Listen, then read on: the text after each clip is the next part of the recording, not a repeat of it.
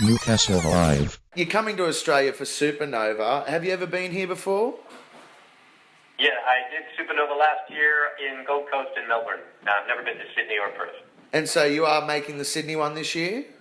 Yeah, Sydney and then Perth. Those are the two cities I'm doing on this leg tour. Yep. Perfect. And one of the things I've been asking everyone that I've interviewed that has come in for Supernova is, what do you think that people that have never been before, that, you know, like me, are going to bring their kids who are obsessed with Japanese anime and cartoons and games, Right. etc. What can we expect?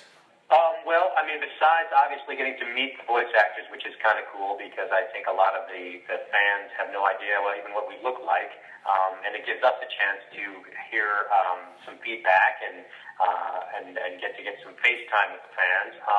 We also do Q&A, so they can ask us questions. They can get autographs and pictures with us.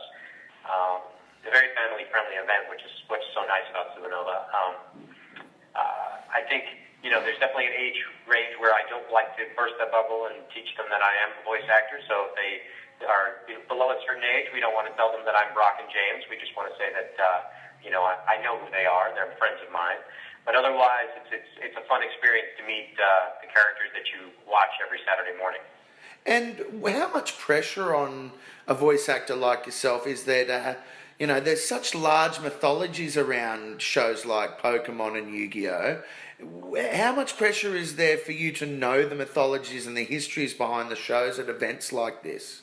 Well, what's interesting is on both of those shows, I was also a voice director.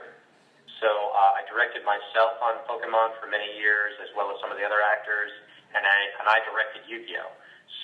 As well as played Seto Kaiba. And as a director, I had to keep the continuity straight so that I had a certain sense of what was going on in gameplay. But it kind of ruins the image of Seto Kaiba when I tell the fans that I don't know how to play the card game, and I don't play Pokémon. And they, of course, they still want to challenge me for the game. And as Seto Kaiba, I can still beat them even though I don't know how to play the game. But the pressure is more on. I don't want to ruin their image of these characters. You know, as if you're the actor, you want to make sure you're representing that company in a certain way. You know, I've got kids. You know, rated G when I'm around the young people. Yeah, you're sort of a representative for that. So the pressure is more on my behavior, and so that they leave thinking that Eric Stuart's a cool guy, and we still like those characters rather than me being a little bit of trouble, which sometimes we can be.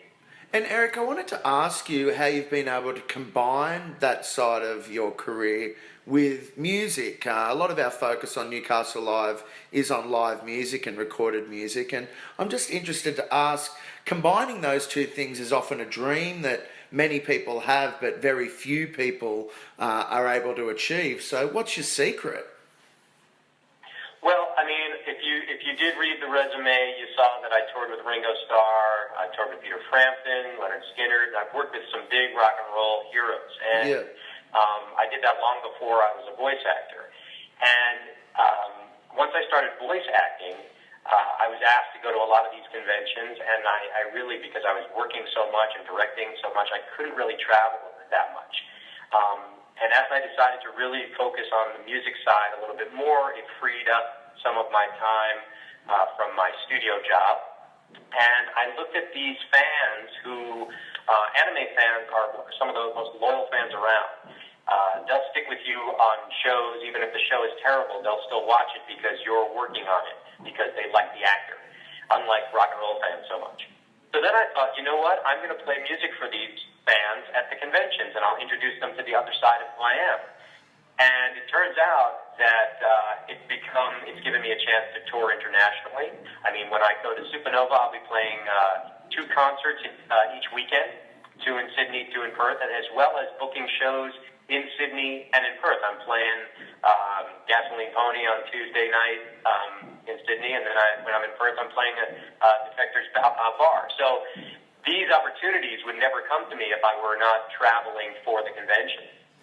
So that's kind of my secret is I looked at fans as fans. If they really want to support Eric Stuart, then they need to know the whole picture. And I love introducing them to my music. If they like my voiceover work and they also like my music, then they're really getting a sense of who I am as a complete person.